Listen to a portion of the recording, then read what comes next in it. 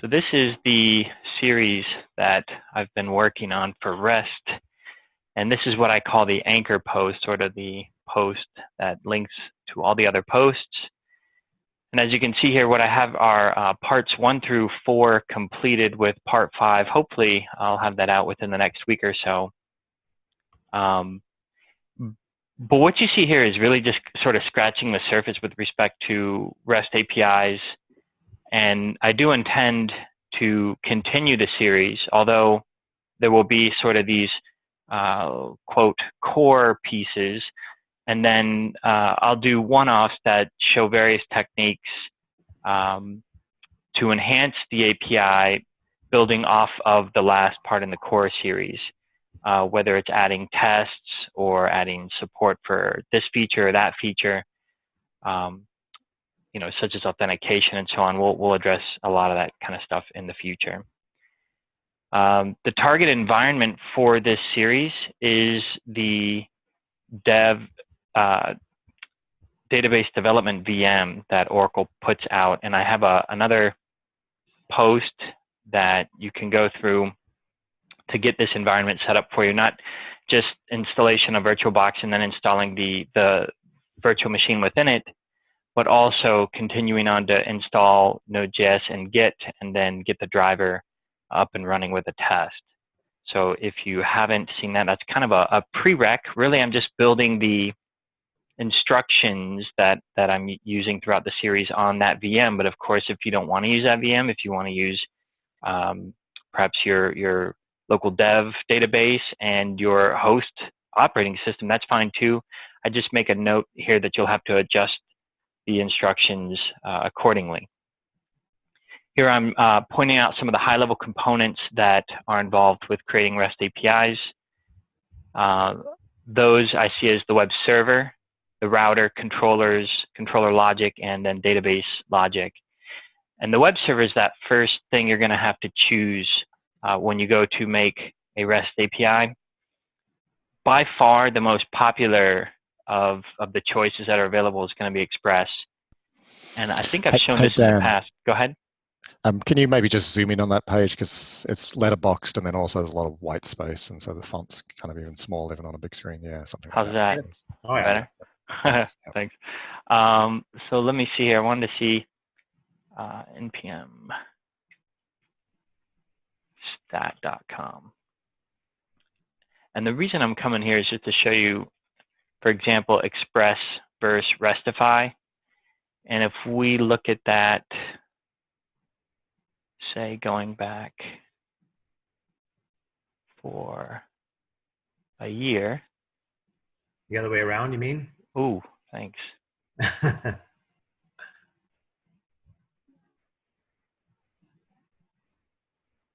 You'll kind of see, I like to scroll down a little bit and come into like downloads per month. But you can see they're not even close. Now, that's not to say that some of the other options that I mentioned in here aren't worth looking at. So Restify, Kraken, Happy, these are web servers that add a little bit of structure, some convention to the way that you approach developing your apps. But obviously, Express is a good place to start. It's a good skill set to have. And so that's what I based this off of. And whenever you choose a web server, you're sort of, at least most of the time, implicitly choosing a means of routing. And so as you'll see when we get into the code, Express does include now a router class. It was based on another NPM module that it was independent at some point, but now it's integrated, as is the case with a lot of these. So the means of routing will be tightly integrated with your web server, but it is sort of a separate layer. And then you have controller logic. And all this really is JavaScript functions. And the signature of those functions, again, will be tied to your web server.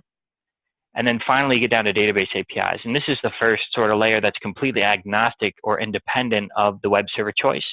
The database APIs should really know nothing about the web server you're using, and hopefully could be written generically enough such that they could be reused even by different sort of similar controllers working with similar logic. Some folks will choose to use an ORM for this layer, but I think that the JavaScript community, especially when compared to, say, the Java community, is still maturing quite a bit in this area. And I'm not so sure the support for ORMs to Oracle is great right now. Hopefully it will be in the near future. I've worked with some ORMs, for example, that didn't support transactions. And that's kind of an important feature, especially when working with a relational database management system. So just something to keep in mind, or other ORMs that don't, for example, support bind variables, which of course we know to be very important when working with Oracle. So for this series, I'm covering just the driver, which of course exposes all the great features that we'd expect to tie into Oracle. And then in the future, hopefully I can come back and cover some ORMs as well. So one other thing about ORMs, of course, is that they're always going to be an abstraction, and therefore you are going to generally suffer from performance issues. You may not be able to do the kind of streaming that you'd really like to do. You may be doing single row fetches and all sorts of things. So you just have to think very carefully about the pros and the cons of using an ORM, regardless of any database that you're using in the back end.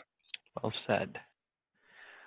All right, so when we get into the very first series, you'll see we're going into web server basics here. And we start by creating some of the initial directory structure that I recommend folks start with.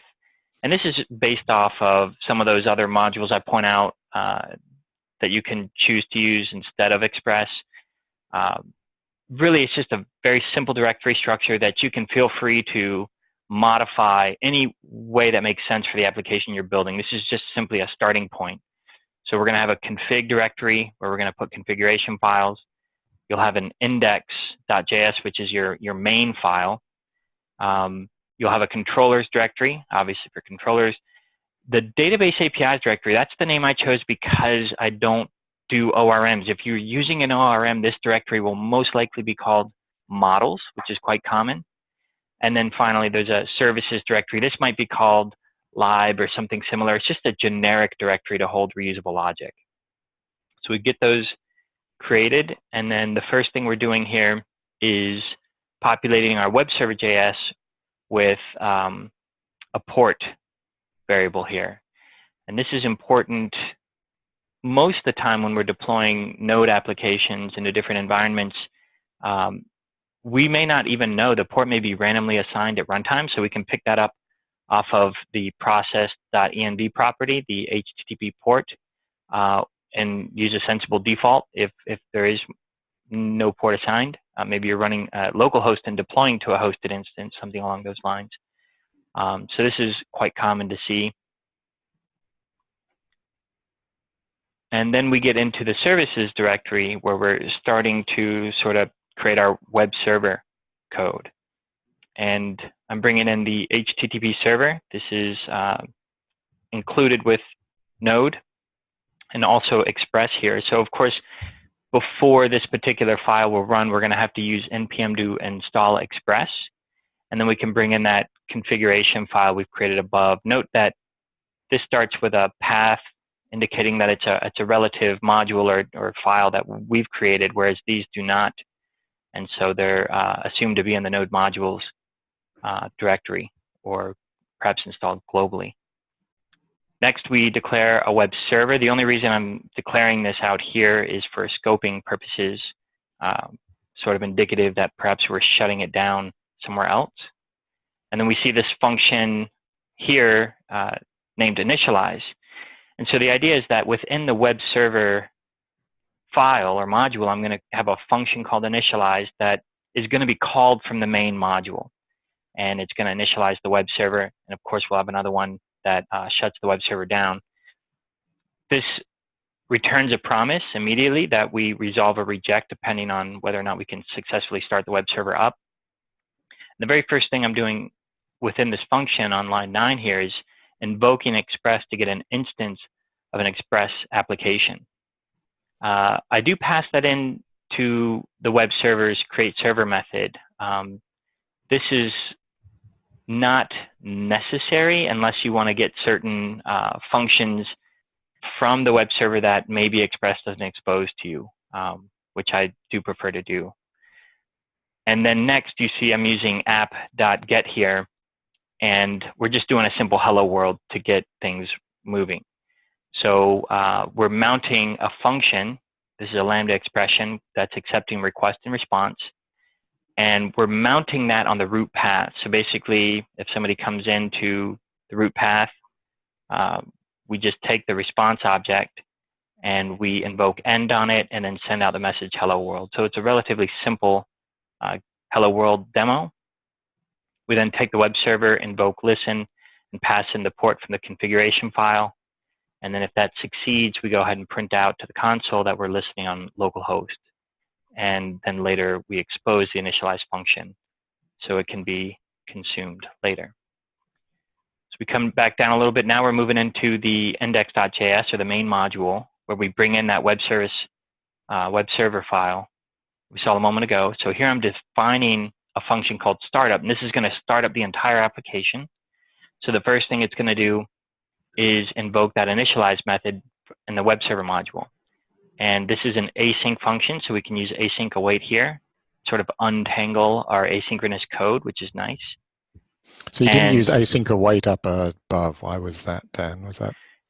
That's a fair question. So a lot of the APIs that are sort of core to Node, they only support callback functions.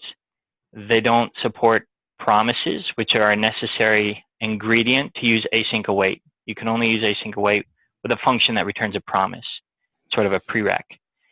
And I should say that Node, I forget which version, they did start to ship with a promisify function. So for example, when I bring in the HTTP server, I can promisify this listen function here if I want, and then I can use it with async await. It's just a little additional work. Didn't want to confuse folks.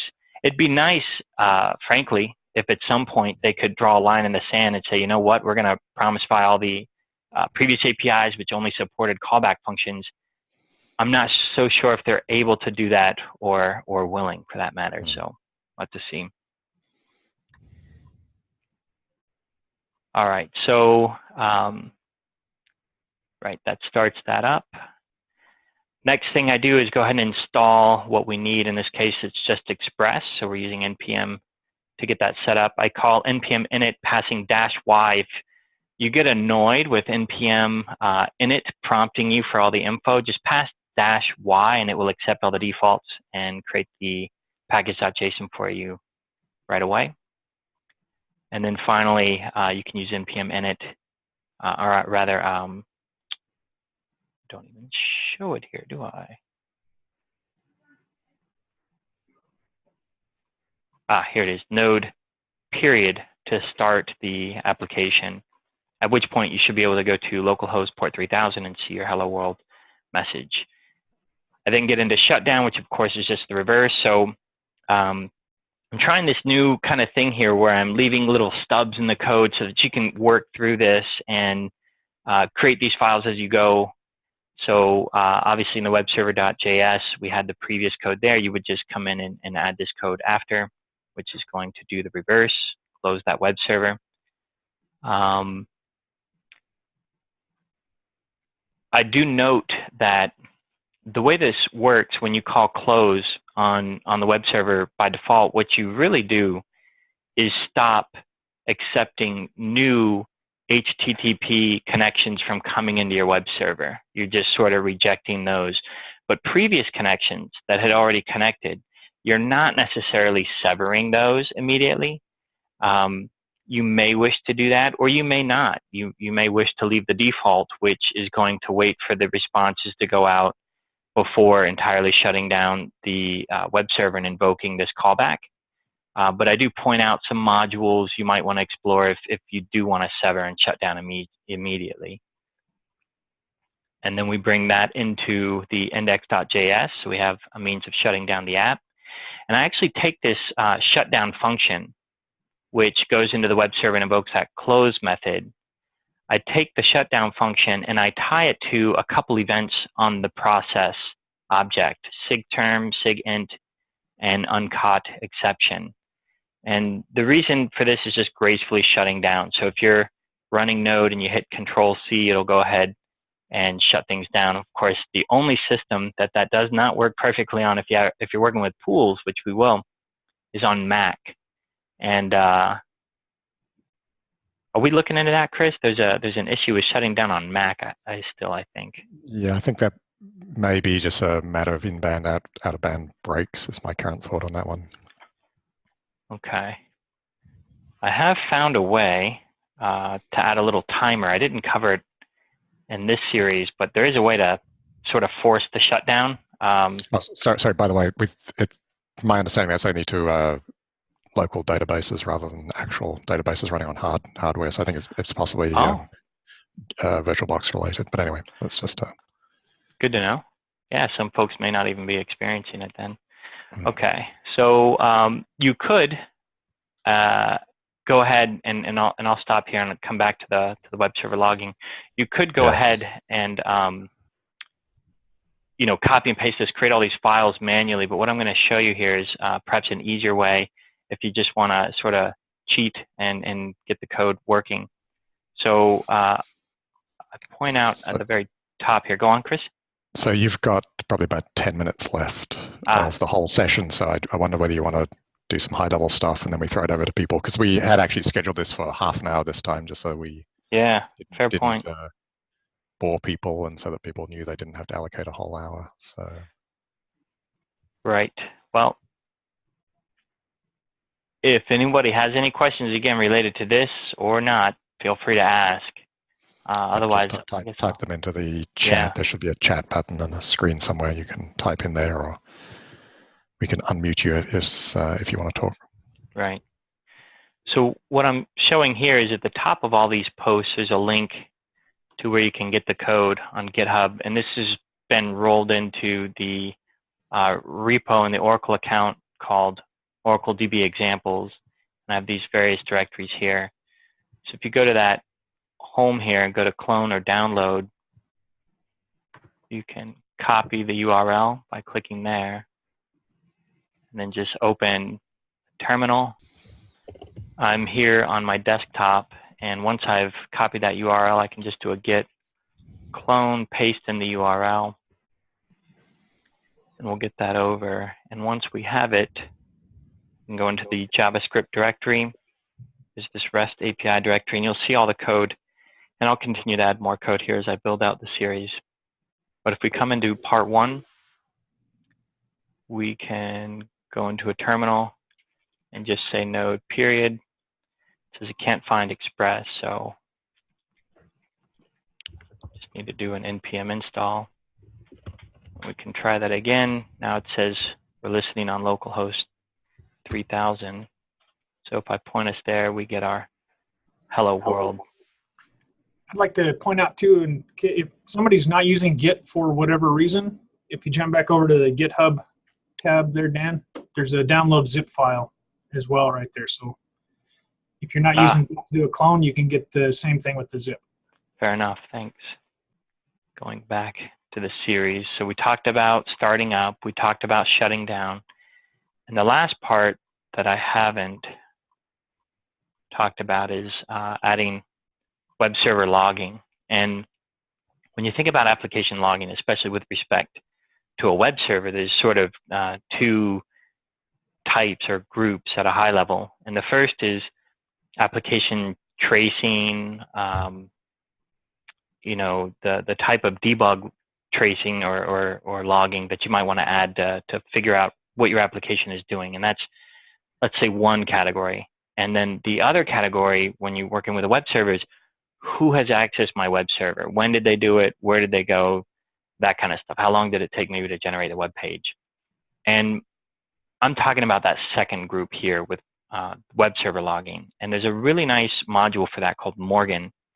You can just install that with npm, require it into your web server file, and then use app.use to loop it in. I'll show you where I'm doing that here in the code. Kind of brings an open question to people. We've talked a little bit way back in the past in the Node Oracle DB days of how to add logging into the driver itself, into the API. and who to support and how to do it. So if anybody actually has any suggestions, nobody seems to have raised it as an issue, so it's kind of dropped down the list. But if anybody does have suggestions, just yell out, post onto the GitHub issues. Yeah, it's definitely a tough thing to tackle, especially now with async hooks. There's even more to discuss around all of that. I'll have to see how it comes out. What you see here is I'm taking the app, the Express application, and where previously I was just bringing in the custom handler, as they're called, for HTTP requests coming in on the root directory. What I do here is I bring in Morgan, and I'm basically invoking Morgan, passing a parameter of combined, and that's telling Morgan to create logging output that combines a little bit of info from the HTTP request coming in with a little bit of info about the request going out, or the response rather going out, which looks a lot like an Apache HTTP log. And so by default, Morgan writes to the standard out stream. And what I can do, if I go back to where I'm running the app, which is here, you can start to see this kind of output here. So if I didn't have Morgan, we wouldn't be getting this. So this can be a really nice way to debug your apps. But of course, in a production environment, what you'd likely want to do is redirect this output to some kind of an access log where you can review it later, perhaps even stream it into your database. Lots of options for what you do with this kind of logging, but that's what it does by default, just puts it out on the outstream. All right, well, that's part one. I don't think we really have enough time to get into part two. So Dan, just a quick question, just following on, there were questions on the chat about where the repo is, and I don't actually see a link to the repo in your first blog post. Okay, let me go there. back to the first sort of, as again, what I call the anchor. Okay, it's fine. Anthony's just popped it up. So if you look under the yes. parts on the anchor, yeah, that's going to be right here. And then when you go into any of these, I'll just pick one at random, say database.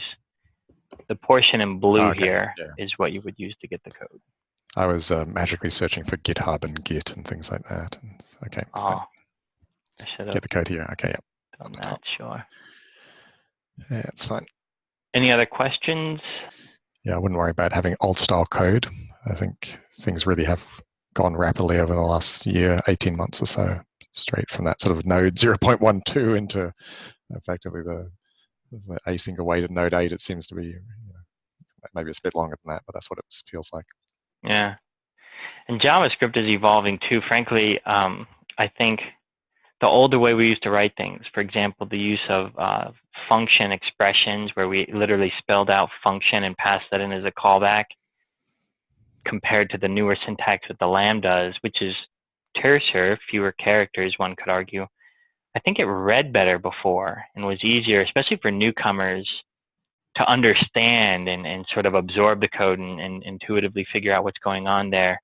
I struggle with that because I think, the hipsters of today are going to give me a hard time if I don't write it the new way.